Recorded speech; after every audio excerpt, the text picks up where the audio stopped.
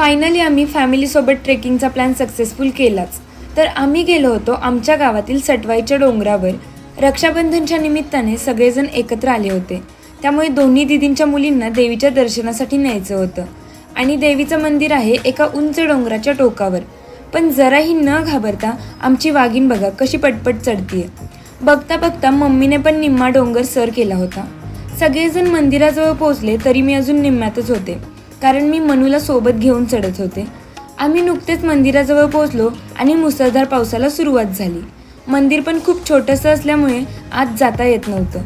थोड्या वेळात पाऊस गेल्यावर भैयाने नारळ फोडून दोन्ही भाच्यांना प्रसाद दिला। पावसामुळे डोंगरावरून गावचा व्ह्यू खूपच सुंदर दिसत होता, पण रस्ता निसरडा झाल्यामुळे अगदी काळजीपूर्वक डोंगर उतरावा लागत होता। व्हिडिओच्या नादात रस्ता चुकू नये म्हणून पप्पा माझ्या सोबतच होते। सगळेजण खाली पोहोचल्यावर परत पावसाला सुरुवात झाली, त्यामुळे पटकन आम्ही घरचा